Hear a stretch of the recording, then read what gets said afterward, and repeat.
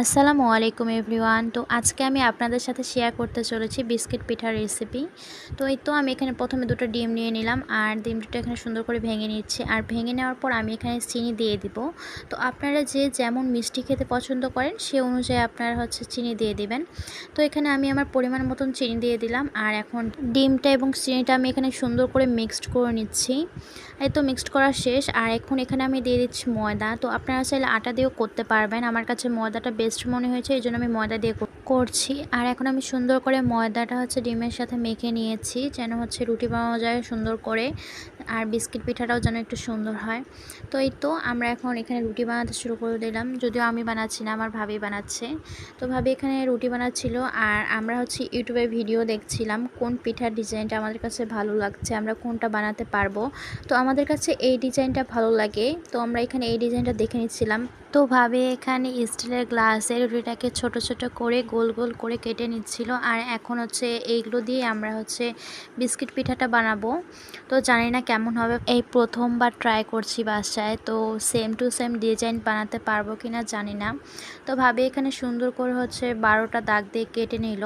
আর এখন দুইটা দুইটা করে সুন্দর করে জোড়া লাগিয়ে নিচ্ছে, মানে দুই পাশ থেকে সুন্দর করে ফুলের মতন করে নিচ্ছে ডিজাইন করে। তো আমরা এখানে পুরোপুরি 6টা পাতা দিয়েছিলাম। আর এই তো দেখুন দুইটা বানিয়েছি, কিন্তু একেবারেই সেম টু সেম হয়নি, ফার্স্ট ট্রাই, বুঝতেই পারছেন। তো এই দুইটা সেম হয়নি দেখে ভাবি আবার ট্রাই করছে, এটাই লাস্ট ট্রাই, যদি না হয় তাহলে বললো তার নিজের মতন করে পিঠা বানিয়ে নেবে। তো ভাবি এখানে সেম কাজ আবার করছে, তো এটা একটু সুন্দর হয়েছে বাকি দুইটার থেকে। তো আপনারা কে কে বাসায় বিস্কিট পিঠা ট্রাই করেছেন আর আপনাদেরটা কেমন হয়েছে অবশ্যই পিক শেয়ার করবেন আর জানাবেন। তো ভাবি এখানে আবার রুটি বানিয়ে নিচ্ছে, এখন ভাবি তার নিজের মতন করে ইচ্ছা মতন ডিজাইন করে বিস্কিট পিঠা বানায় দেবে। তো ভাবি এখানে সুন্দর করে প্রথমে রুটিটাকে কেটে নিচ্ছে, তো কোনোটা চিকন কোনোটা মোটা প্লিজ এটা ইগনোর করবেন, কারণ আমরা ফার্স্ট টাইম বাসায় ট্রাই করছি, খুব ভালো হবে না ফার্স্ট ট্রাই জানি। তো ভাবি এখানে প্রথমে এটা পাতার মতন করে বানিয়ে নিচ্ছে, এটা এখন দেখতে কেমন লাগছে জানি, কিন্তু ভাজার পর অনেক সুন্দর হয়ে যাবে। তো ভাবে এখানে তার মন মতন করে ডিজাইন করে নিচ্ছে। আর এতগুলো ডিজাইন বানানোর পর এই ডিজাইনটা আমার কাছে বেস্ট লেগেছে, এই পিঠার ডিজাইনটা সত্যি অনেক সুন্দর হয়েছিল। তো আপনাদেরকে আর বানানোর ডিজাইন শেয়ার না করে এখন ডাইরেক্ট ভাজাতে চলে যাই।